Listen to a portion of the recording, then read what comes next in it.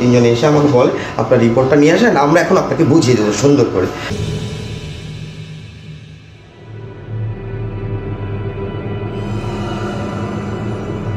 Rajshahi medical college হাসপাতালের এক যুবক মারধরের অভিযোগ উঠেছে ইন্টার্ন চিকিৎসকদের বিরুদ্ধে। এই ঘটনার একটি ভিডিও সামাজিক যোগাযোগ মাধ্যমে ছড়িয়ে পড়েছে। মেরে ফেলে দেবো এখানে, ওই বলছে, একজন বলছে মেরে ফেলাবে, একজন বলছে জবাই করে, একজন বলছে চাকু দে, একজন বলছে হাত কাট, একজন বলছে পা কাট। এই ভিডিও আমার কাছে আছে এবং তাদের ছবি সবাইকে দেখলাম।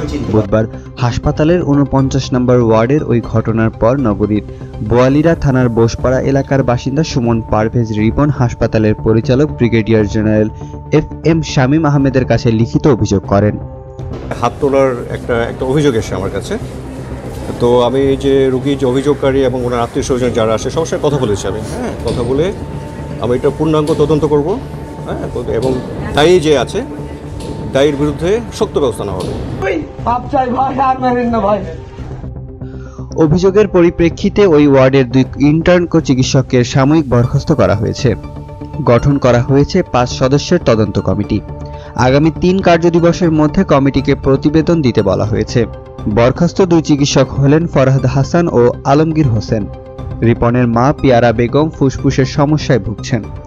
শুক্রবার তাকে হাসপাতালের 49 নম্বর ওয়ার্ডে ভর্তি করা হয়।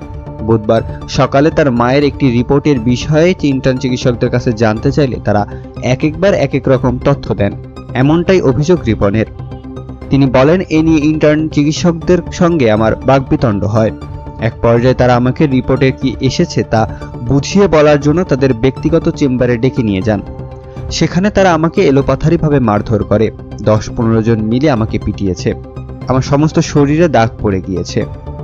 রিপন গায়ের পোশাক খুলে দেখা যায় আঘাতের কারণে তার সমস্ত শরীর জুড়ে লাল লাল দাগ পড়ে গিয়েছে।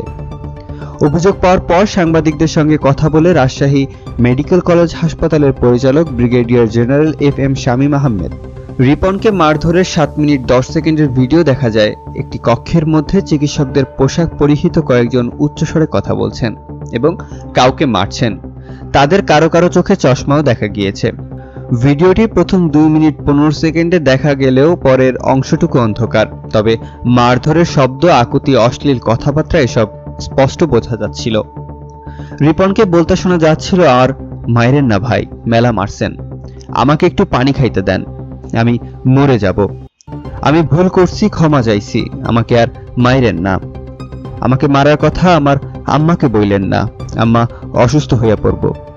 এই সময় চিকিৎসকদের রিপনকে অশ্লীল ভাষায় গালিগালাজ করতে শোনা যায়। এক পর্যায়ে একজন চিকিৎসক বলেন, বল মাফ চাইছস। তখন রিপন বলে, হ মাফ চাইছি। এরপরও রিপনকে মারধরের শব্দ শোনা যায়। তার মাথা ন্যাড়া করে দিতে চান। এছাড়া চিকিৎসকদের মারতে চাওয়ায় রিপনের হাত কেটে নিতে চান। এই ভিডিও ও মারধরের ব্যাপারটা ইন্টার্ন চিকিৎসকদের বক্তব্যে পাওয়া যায়নি।